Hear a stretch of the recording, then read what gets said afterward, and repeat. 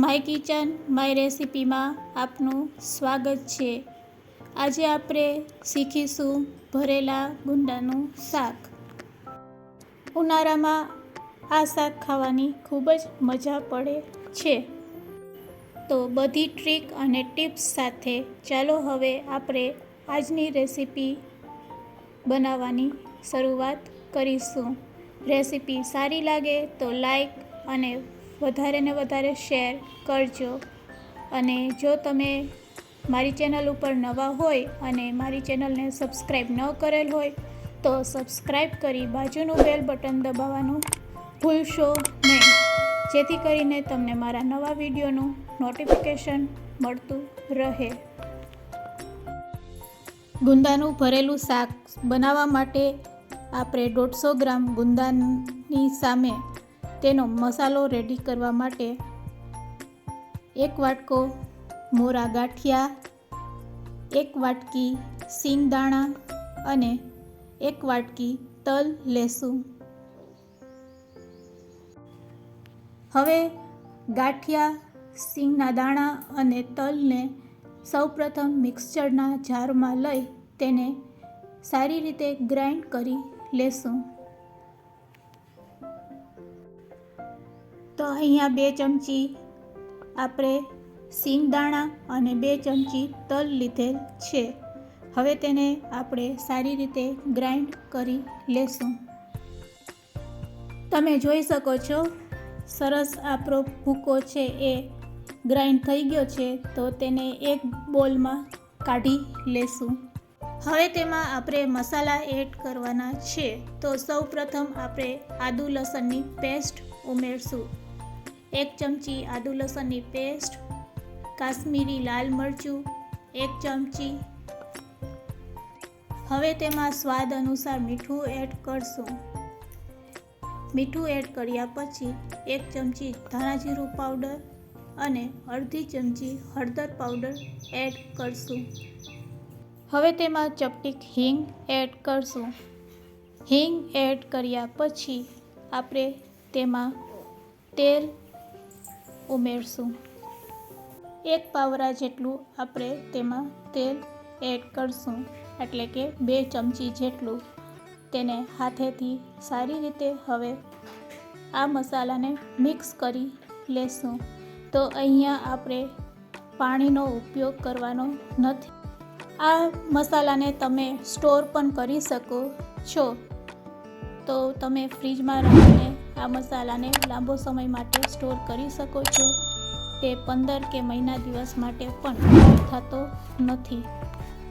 સરસ મસાલો આપણો રેડી છે, તમે જોઈ શકો છો। તો ચાલો હવે આપણે આગળની પ્રોસેસ કરશું। અંદાજિત 150 ગ્રામ જેટલા અહીંયા આપણે ફ્રેશ ગુંદા લીધેલ છે। તેને સારી રીતે પાણીથી ધોઈ અને આપણે કોરા કરી લીધા છે। હવે આ ગુંદામાં રહેલા ઠળિયાને આપણે દૂર કરવા માટે આ રીતે ન્યૂઝપેપરનો ઉપયોગ કરશું। ઠળિયાની ઉપરના ભાગની કેપને દૂર કરી દસ્તા વડે આ રીતે આપણે મારશું, એટલે ઠળિયો છે એ સહેલાઈથી ચાકુથી નીકળી જશે।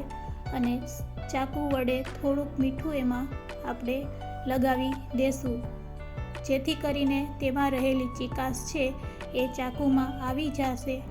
તો આ ચાકુને આપણે પેપર ઉપર સારી રીતે સાફ કરી લેશું।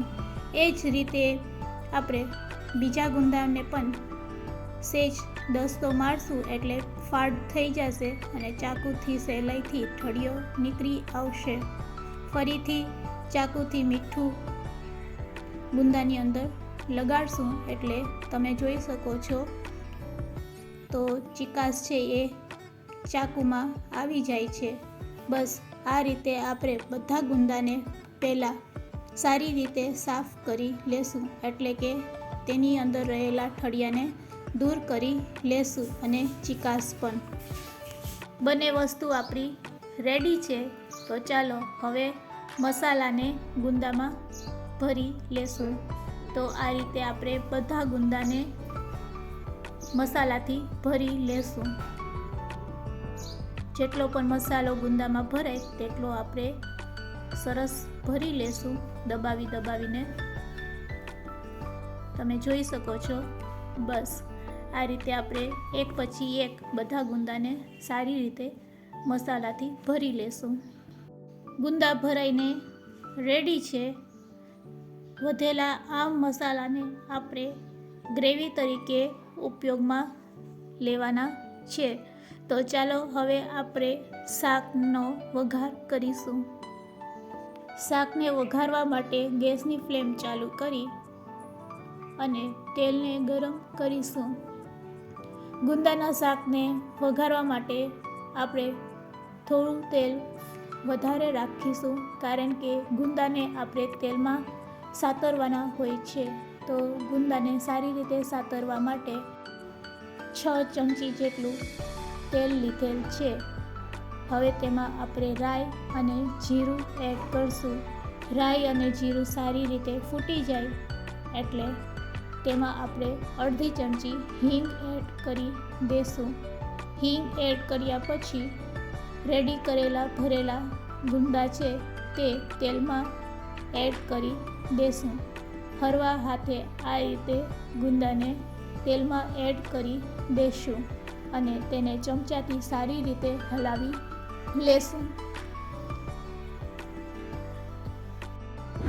2 મિનિટ આ રીતે આપણે લો ફ્લેમ ઉપર તેને આ રીતે ચમચાથી હલાવતા પકાવીશું.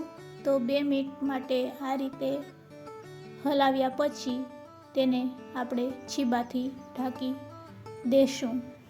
વચ્ચે એકવાર છીબું ખોલીને આપણે ચેક કરી લેશું. 2 મિનિટ થઈ ગઈ છે અને તમે જોઈ શકો છો ગુંદા છે એ તેલમાં સારી રીતે ચડી ગયા છે. તેનો કલર પણ ચેન્જ થઈ ગયો છે. હવે આ સ્ટેજ ઉપર આપણે બચેલા મસાલાને તેમાં એડ કરી દેશું. મસાલો એડ કર્યા પછી આપણે 1 વાટકો ફ્રેશ દહીં લેશું અને મસાલા સાથે મિક્સ કરી દેશું. હવે તેને આપણે સારી રીતે ચમચાથી હલાવી લેશું. લો ફ્લેમ ઉપર તેને આ રીતે આપણે થોડીવાર પકાવીશું. હવે તેમાં આપણે 1 ચમચી તીખું લાલ મરચું પાવડર એડ કરશું. તેને પણ સારી રીતે ગ્રેવીમાં મિક્સ કરી લેશું. હવે 2 મિનિટ આપણે લો ફ્લેમ ઉપર આ ગ્રેવીને પકાવીશું. તો છીબાથી આપણે તેને ઢાંકી દેશું. 2 મિનિટ પછી તમે જોઈ શકો છો શાકમાં તેલ છૂટું પડી ગયું છે. તો આપણું ગુંદાનું ભરેલું શાક રેડી છે. હવે આપણે ગેસની ફ્લેમ બંધ કરી દેશું. રેડી કરેલા આ શાકને આપણે સર્વિંગ બોલમાં કાઢી લેશું. તો રેડી છે આપણું ગરમા ગરમ ગુંદાનું ભરેલું શાક. એકવાર જરૂરથી આ રીતે તમે બનાવજો. ખાવામાં ખૂબ જ ટેસ્ટી લાગે છે અને આ શાક ઉનાળુ સ્પેશિયલ છે. તો એકવાર જરૂરથી ટ્રાય કરજો. તેને આપણે કોથમીરથી ગાર્નિશિંગ કરીશું. તો ખૂબ જ ટેસ્ટી એવું શાક રેડી છે સર્વ કરવા માટે. રેસીપી સારી લાગી હોય તો શેર કરવાનું ભૂલશો નહીં.